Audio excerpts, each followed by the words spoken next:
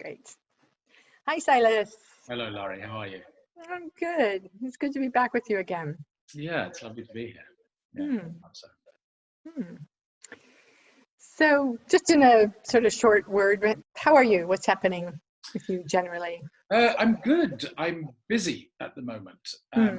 It's interesting going into these sessions and wanting to do, work on my home studio because I have at the moment a day job, as I mentioned earlier, doing some landscaping, and I'm making hay while the sun shines because the weather's good. So it's very demanding, which Hmm. then puts me into this thing of like, oh, I have to do more.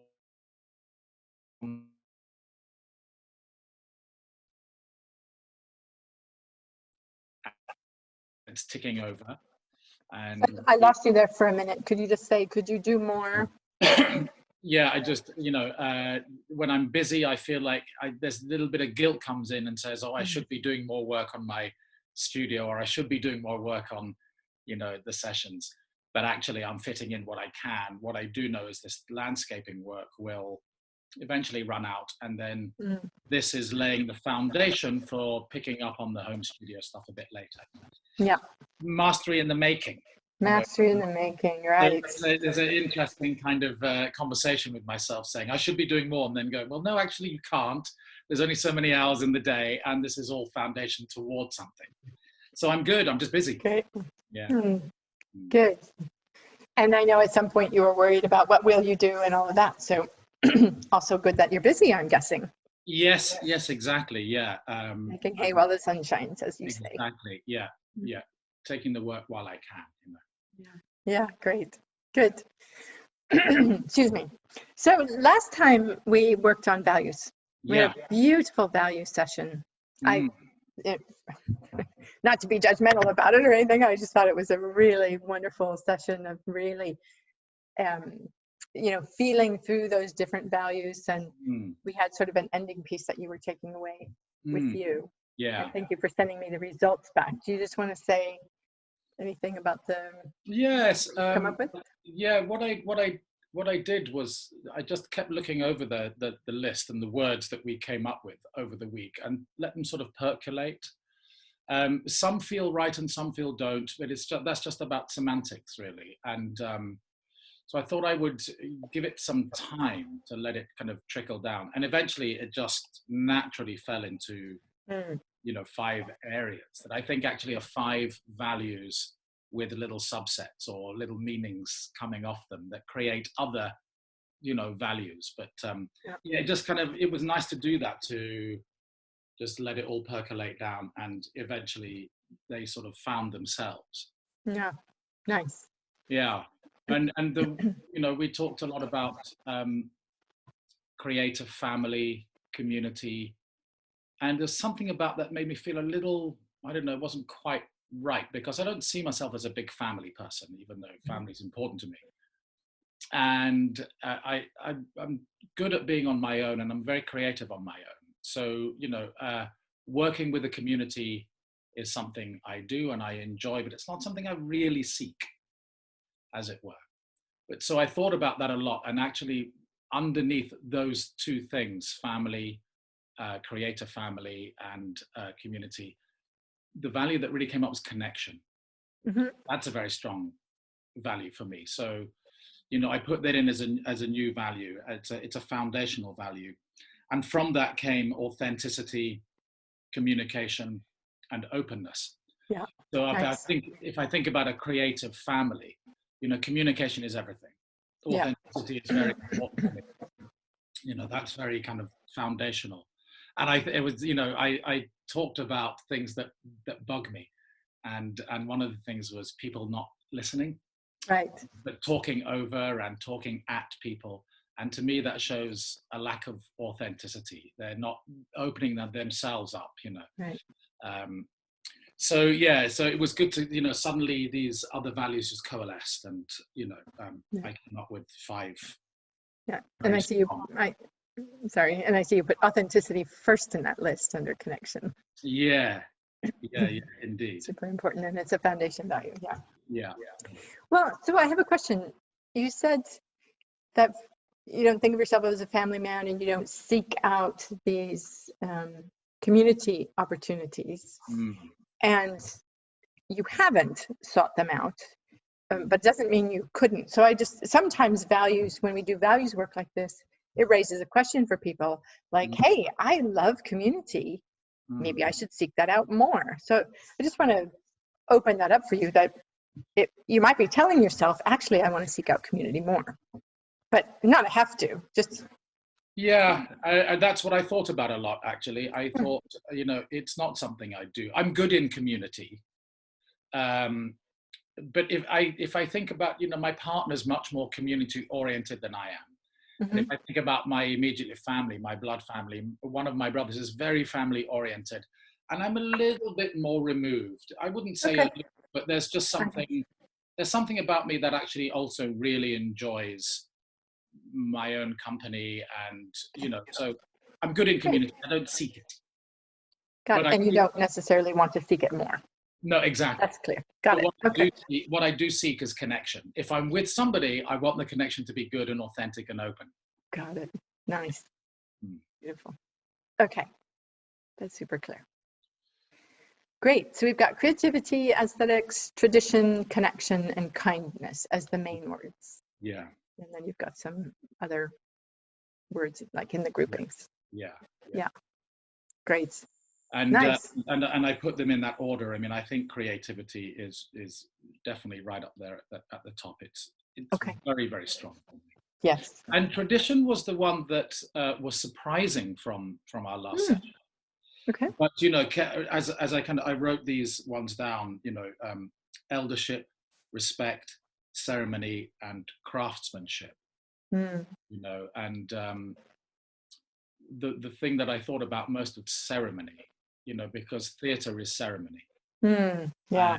And I think a lot of my artistic work is around about kind of traditional craftsmanship usages. So yeah, that kind of that one surprised me, but it's been sitting very well with me over the last week. Nice. Yeah. Nice. Very nice. I'm glad it's been sitting well with you. Yeah. So you had scored these, given some numbers last week.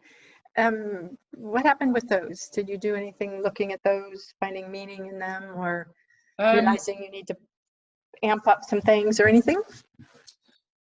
I to be honest, not really, because I think the scorings, as I said, are somewhat determined by circumstances. Sure. It's actually under these circumstances, it's difficult to connect in the way that I would. I think ordinarily I might say to you, I want to get back to swing class, to connect with people more. There's some work I can be doing with people, but at the moment we're in the middle of semi-lockdown. So those scoring, were kind of, I think, reflective of a situation that I don't have a great deal of control over or can change. Sure. And here's the thing I like to say about values is that the essence of values are transferable between circumstances. So a question I would pose back is, given these circumstances, how can you get your values met? Yeah. And you may not ever have them as much as in other circumstances. Yeah. But there's still the question of, that's part of the reason I like to do them is, okay, got different circumstances now. How do I get my values met here? Yeah. Well, one thing I did do this week, one thing I realized around connection is, so dealing with a new artistry, as it were, being a novice in this kind of field that I'm, dipping my toes into, what's really going to help me is reaching out for help. I'm not very good at reaching out and asking for help. Yeah. So connection with people actually is one of those things. So I have connected with a couple of people this week who I know can, can give me some guidance. So, that's one of the things, recognizing that actually, connection has a slightly low value because of the circumstances at the moment, has a low score, I should say, because of the circumstances. There's still possibility to reach out. So it's actually connecting with other people and asking for help, bringing people on board, as it were. And that has that has helped me this week. Actually, um, it's given me a little bit of confidence Hmm. to reach out, but it's also given me some accountability. If I reach out and ask people for help and meet up with them, online, then I've got to turn up. Right, right. That's nice. Built-in accountability out of something you Yeah, like. yeah. And one of the other things that I thought about a lot was, this there's a lot of stuff in there in my values about tradition and traditional ways of working. Yeah. And I feel overwhelmed by the digital side of, Mhm. setting up a home studio. However, there is also an analog side. Right. So just that thing of reading books. Mm. So I'm wanting to, record some samples, Yeah. and then, practice getting into audiobook recording. So what I've been doing is going back to what I know best, which is picking books off the shelf. Mm. It's actually taking physical books off the bookshelf and thumbing through and reading chapters and reading bits and playing around with voices. That's all the stuff that I can do, the kind of traditional, more craftsman-like Yeah. work that I can do before I get to the digital stuff. Right. So I've Nice. been kind of upping that side of it a bit this week. Nice. Mm, Nice. Great. And you're using your values to do that. exactly. Recognizing, what's important to me, and I suppose using that as a kind of cushion or an inspiration to go Mm. towards the things that I feel slightly less comfortable about. Yeah. Great. Well, that would be the next place I would invite us to go, Mm-hmm. actually, is to look at, your, mastery in the making and creating your studio and all that. We could actually go through each of the values and see how could that support you, Mm-hmm. Mm-hmm. inspire you, if you choose to, like as a specific topic. But before we decide that, is there anything else you want to say about your values? And actually, I have one more question about them in general. I'm looking down here. Yeah. This is where my notebook is.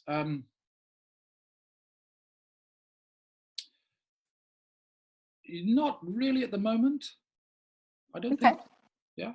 If you have a question that could lead to something. Yeah. So the question is, how will you keep them alive? How will you remind yourself? Because it's a great piece of work we've just done, Mm. and this describes you. And by the way, I realize I just have two questions.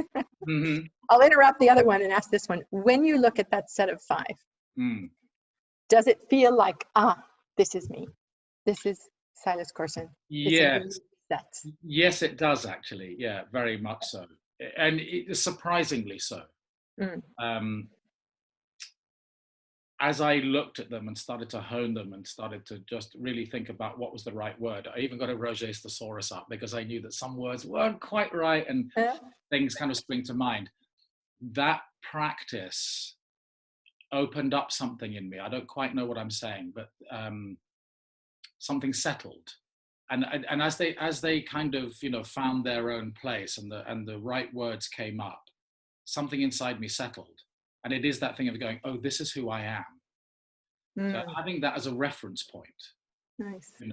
coming back to these, verbal reference points of who I am,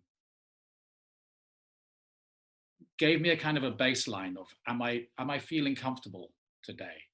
Is this baseline being met? Nice. Yeah.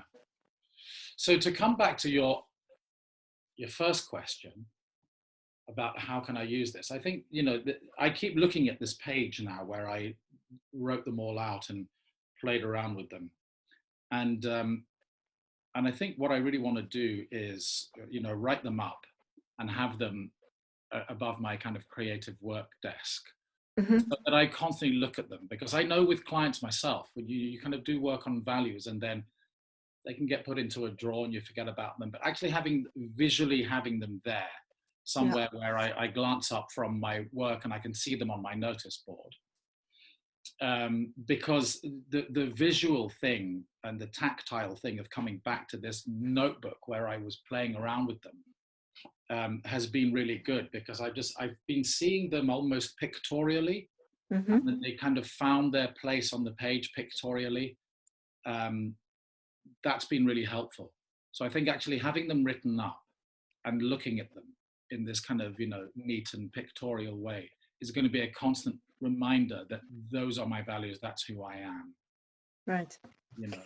So you're using pictorial or pictorially and visual and having their place, lots of visual words. Yeah. And a moment ago, you said something about the verbal representation. I'm wondering if you want them in a pictorial representation as opposed to a verbal representation. Yes, they absolutely could be. They absolutely could be. Well, it's funny that you say that, actually. I mean, I could make a picture of each one. I could create a little picture of each one. But it's funny when you say that, because actually these words jump up at me pictorially.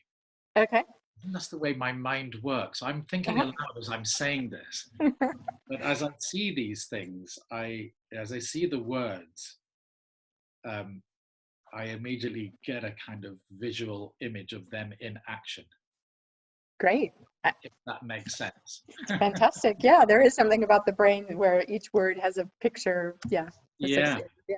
Yeah. So up to you if you want to put the 5 sets of words up, or if you want to create pictures, whatever's going to be I most, think what most I'm going meaningful to to do you. is I'm going to put the 5 sets of words up with their little subsets and have a picture for each one, just to bring them alive. Yeah, that's great. Nice. Mm-hmm. Nice. Great. Okay, so let's agree together that we also keep these alive in coaching sessions. Great. Because as you said, it's easy to just stick them in a drawer and put them away somewhere. The work, in my opinion, the work of doing them is a foundation for ongoing coaching sessions, not just an exercise, a one-off exercise. Yeah. So it's about keeping them alive. So as we move forward in any particular topic, we can refer back to these. Fantastic. Yeah. And I might forget, you might forget. Let's keep each other honest on that. Yeah. So that's a good agreement to make. Yeah. Okay. Great. Keeping on our toes. Keeping us on our toes.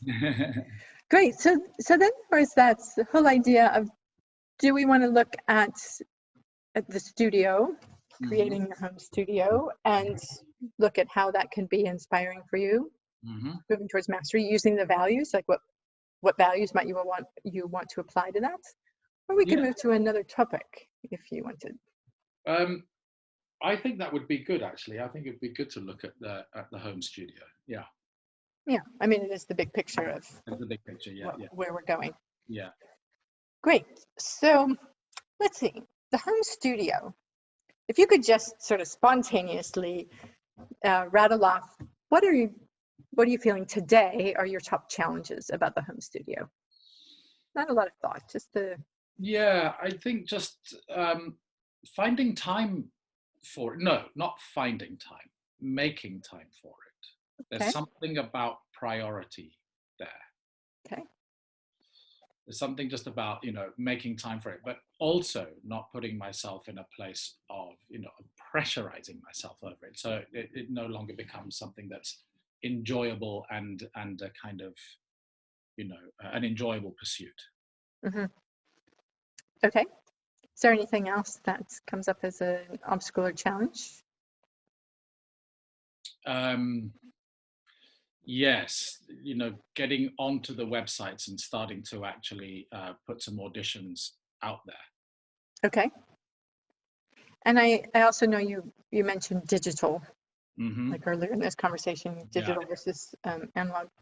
Is there something about digital that you would say or is that not that big a deal? Well, it is for me. It always is for me. I just have resistance around the kind of digital world. I'm getting a little bit better now, having these lessons, kind of working on the actual sound card that I use for my recordings. But it's problematic. The digital world is problematic for me. The analog world is a much more comfortable world. Yeah. Okay. So we've got three places to go. There's time, making time priority, not pressurizing. Yeah. There's getting yourself onto the websites, and there's the digital thing. Where should we start? Time. Time. Okay. Yeah. So it's time priority and no pressure. Yeah. Not no pressure, but not too much pressure.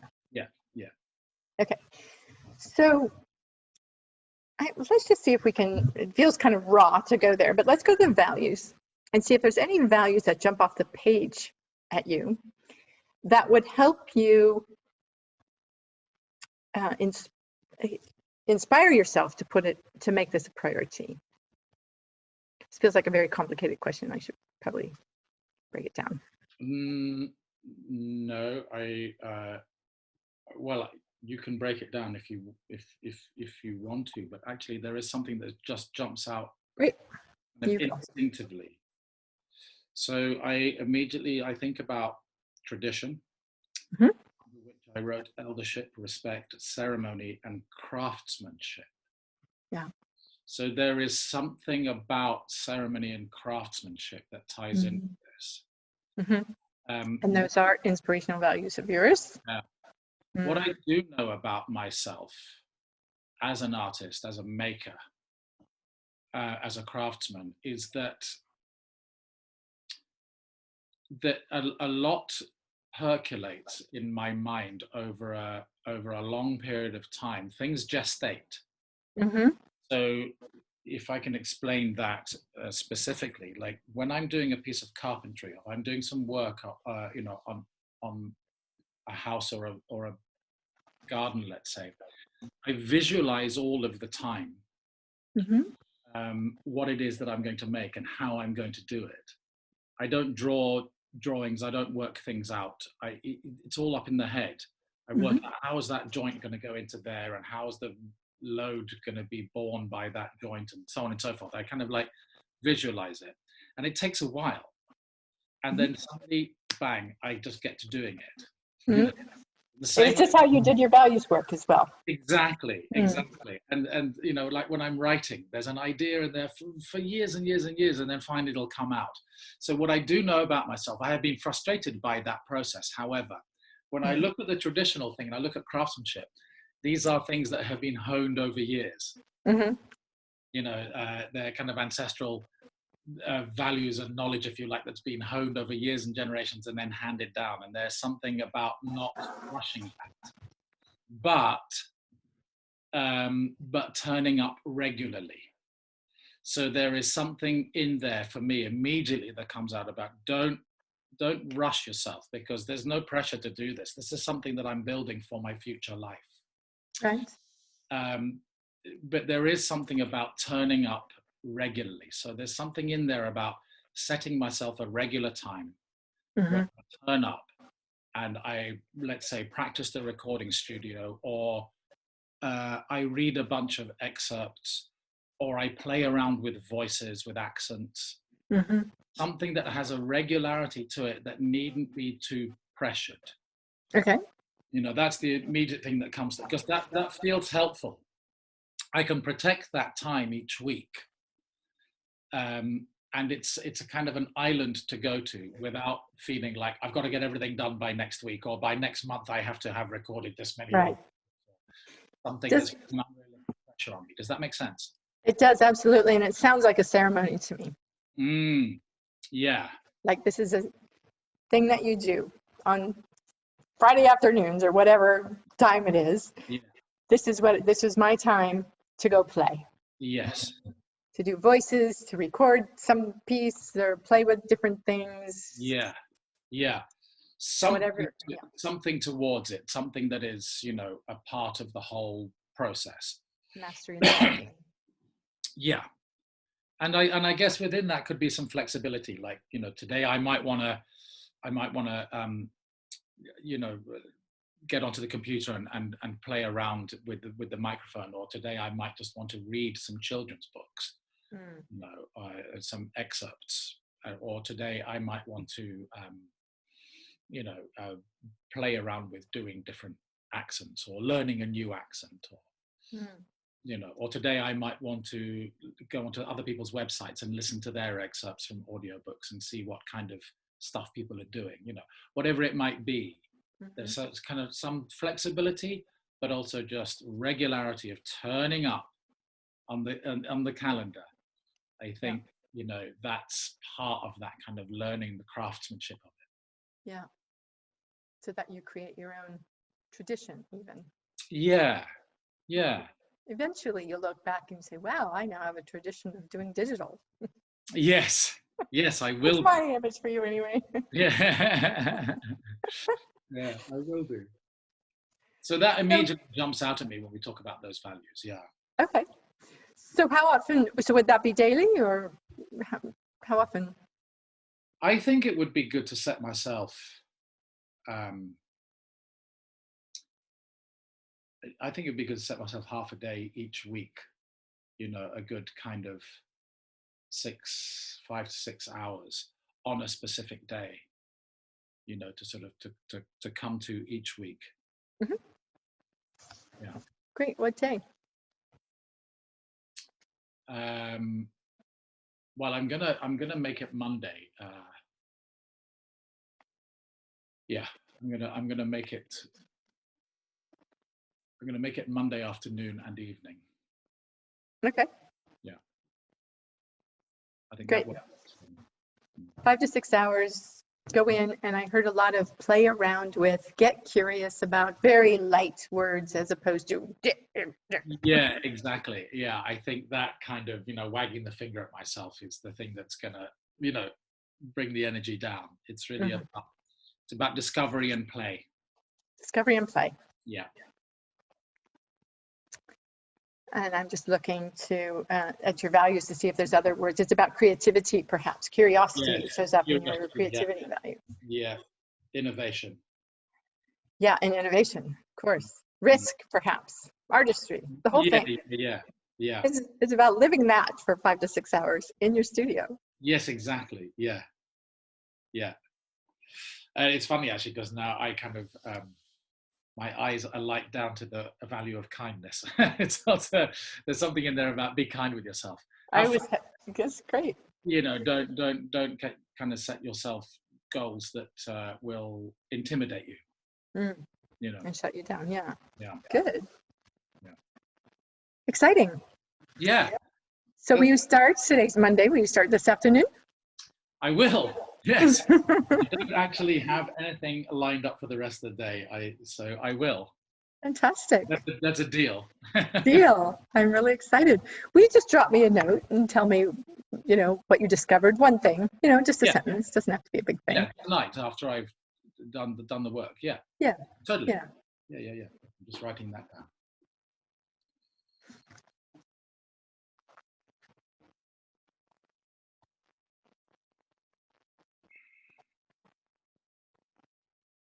Okay.